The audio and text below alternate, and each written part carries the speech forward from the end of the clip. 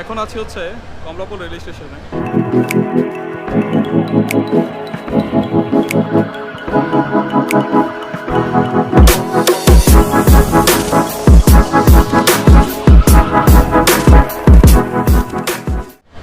আর আজকের যে ব্যাপারটা হচ্ছে, তো প্রথম ইন্ট্রোটা দিয়ে নিই, সেটা হচ্ছে কেমন আছেন সবাই। আমি দি ট্রাভেলম্যান, আপনাদের সবাইকে স্বাগতম আপনাদের চ্যানেল দি ট্রাভেলম্যানে। তো আজকে যেটা করতেছি, তো এটা হচ্ছে, এটাকে সম্ভবত বলা হয় হচ্ছে পণ্য বহনকারী গাড়ি, যদি এটার মধ্যে আমরা যাবো না।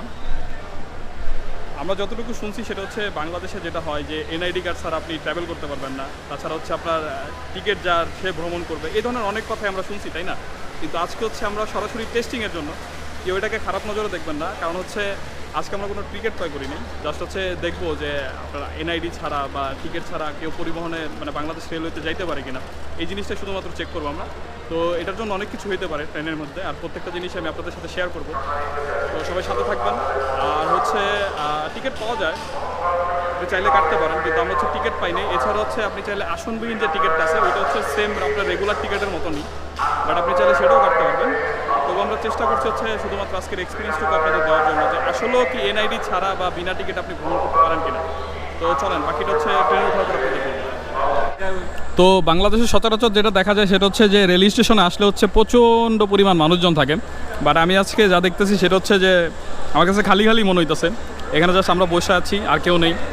আর এই দিকটা হচ্ছে টোটালি খালি, আর ওই পাশটা তো আপনি দেখতে পারবেন। তো আশেপাশে আমি সবসময় দেখছি সেটা হচ্ছে যখন মেল গাড়িগুলো থাকে তখন হচ্ছে অনেক মানুষজনই হয়, কারণ হচ্ছে মেল যেহেতু সরকারি সিটের উপর ভিত্তি করে হয়, কিন্তু আজকে তুলনামূলক মানুষজন খুবই কম। আর কিছু জিনিস আপনাদের দেখাই যেটা না দেখালে নাই আসলে, যেমন প্রত্যেকটা জায়গায় হচ্ছে আপনার একটা সুন্দর টেলিভিশন দেওয়া আছে, প্রায় 32 ইঞ্চি মনে হয়, বাট সবচেয়ে দুঃখের কথা হচ্ছে একটা টেলিভিশনও চলে না, একটাও চলে না। আপনার যতগুলো আছে যদি একটা টেলিভিশনও চলতো অন্তত নিজেরা খুব ভাগ্যবান মনে করতাম। জানি না আসলে এই কর্তৃপক্ষ তারা কি আসলে দেখে কি দেখে না। আমার এটাও সন্দেহ আছে যে সিসিটিভি ক্যামেরা লাগানো সেটা কাজ করে কি না করে। আমি কিন্তু বদনাম করতেছি না, যেটা সেটা সঠিক চিত্র আপনাদের সামনে তুলে ধরতেছি। এটা হচ্ছে শোভন চেয়ার, আর এটা হচ্ছে সুপরিচিত টয়লেট, সম্ভবত এখন বন্ধ বা কেউ গেছে। আর এটা হচ্ছে ওয়াশ বেসিন।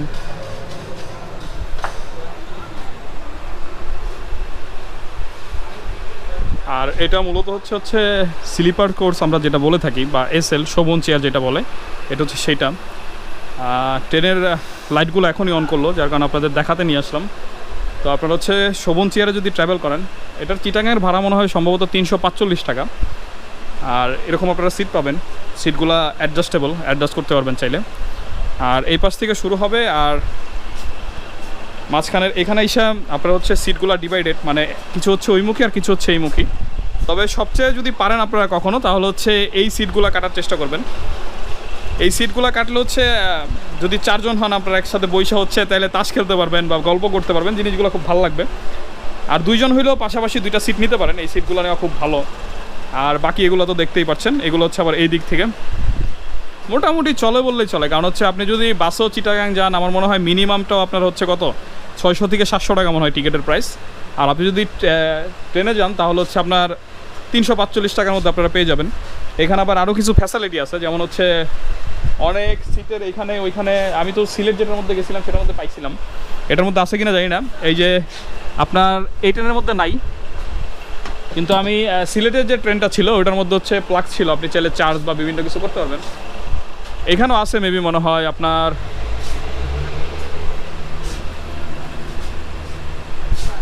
এই যে আপনার সামনে আছে,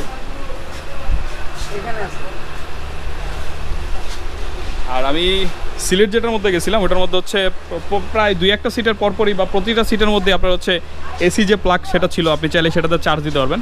তো এই হচ্ছে আসলে শোভন চেয়ারের যে কোর্সটা থাকে, আর প্রত্যেকটা শোভন চেয়ারে হচ্ছে সেম এরকমই।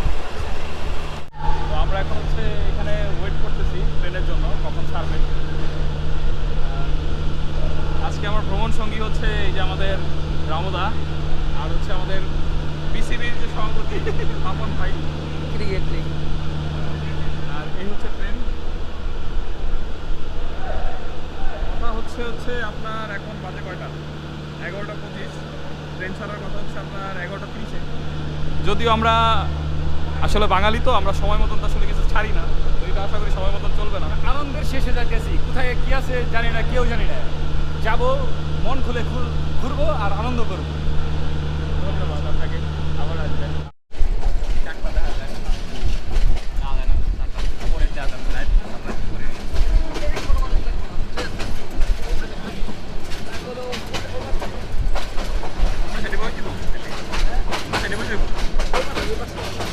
তো এখন বসে আছি হচ্ছে আমরা ট্রেনে।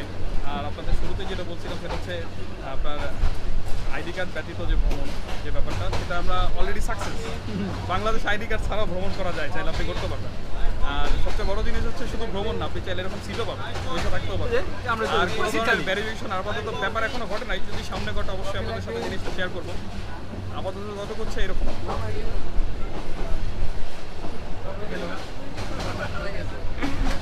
তো এই হচ্ছে কাহিনি, চালাটা গেছে ভাই। যে আপনি উইদাউট টিকিট তো ভ্রমণ করতে পারবেনই, প্লাস হচ্ছে আপনি আইডি কার্ড ছাড়াও ট্রেনের এই পর্যন্ত আপনি চলতে পারছেন। মানে আপাতত স্টিল আমরা এখনো আছি, পরবর্তীতে কী হবে জানি না। তো যাই হোক, যেটাই হয় না হয় আমি আপনাদের সাথে শেয়ার করবো। আমার ভাই তুমি যে টিকিট ছাড়া আইডি কার্ড ছাড়া ভ্রমণ করছো ট্রেনের মধ্যে, তো সেই মজা, পুরো সিট খালি। আমি রোহিঙ্গা, আইডি কার্ড নাই। ফেলি ঘাটে ঘাটে নঙ্গল ফেলি ঘাটে ঘাটে বন্দরে বন্দরে দে রে দে ছাড়িয়া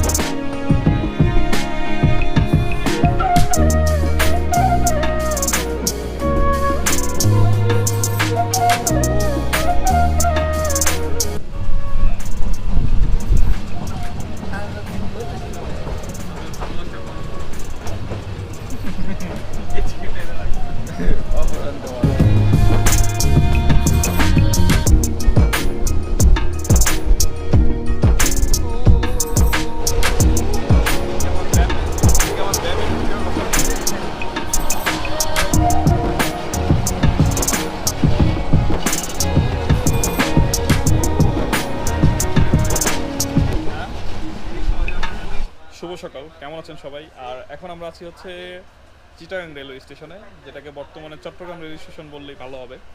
আর আপনাদের যেটা শুরুতেই বলছিলাম সেটা হচ্ছে ভ্রমণের যে ব্যাপারটা, যে আপনি এনআইডি ব্যতীত ভ্রমণ করতে পারবেন কিনা। আর আমরা সাকসেসফুলি কি করছি, ঢাকা থেকে চিটাগাং চলে এসেছি।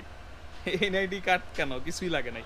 আর সবচেয়ে বড় জিনিস হচ্ছে, আরেকটা জিনিস আপনাদের দেখাই, আপনারা অনেকেই অনেক কিছু মনে করতে পারেন যে আসলে বিনা টিকিটে ভ্রমণ করা উচিত কিনা। আমরা কিন্তু যদিও বিনা টিকিটে ভ্রমণ করি নাই। এই যে হচ্ছে আমাদের 3টা টিকিট, আমরা টিকিটটা কেটে রাখছিলাম কারণ হচ্ছে অবৈধভাবে আসলে ভ্রমণ করাটা উচিত না। কিন্তু কোনো জায়গায় আসলে টিকিটের প্রয়োজন পড়ে না, দেখেন টিকিটগুলো এখনো পুরোপুরি নতুন, ঠিক আছে। তো আমরা বৈধতেই ছিলাম, যদি কখনো প্রয়োজন পড়তো তাহলে এটা শো আপ করতাম, কিন্তু শো আপ করার কোনো প্রয়োজন হয়নি। আমরা কোনো এনআইডিতে না, এটা হচ্ছে সম্ভবত হচ্ছে কি বলে ওই যে আসনবিহীন যে টিকিট, সেই টিকিটটা আমরা কাটছি। আর এই যে দেখেন আসনবিহীন টিকিট, তো এই টিকিটে আমরা মানে পুরো সিট বুকিং। এরকম একটা আসন, যে আসনটা হচ্ছে কি বলে ওই যে সবচেয়ে বেশি পপুলার যে আসনটা থাকে, এই যে যেমন আসনটা, এই আসনটা সবাই আসলে প্রত্যাশা করে। আর এই আসনটার মধ্যেই সেই শুরু থেকে শেষ পর্যন্ত আমরা এখানে চলে এসেছি। তার মানে এখন যে ঘটনা হচ্ছে, তো এখন যেটা বলা সেটা হচ্ছে যে ঠিক আছে, একটা আইন বানানো হয়েছে, এটা বাস্তবায়ন হইতে অনেক সময় লাগবে, কিন্তু হচ্ছে আমাদের নিজেদের যেমন হইতেছে ট্রেন আমাদের, দেশটা আমাদের, সব কিছুই আমাদের, আইনটা আমাদের।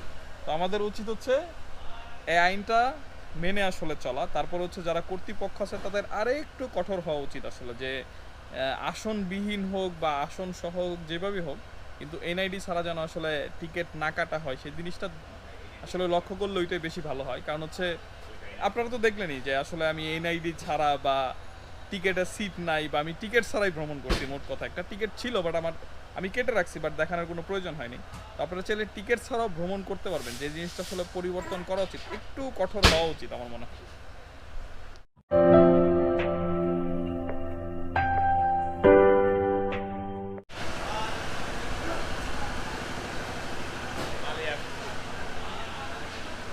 তো এই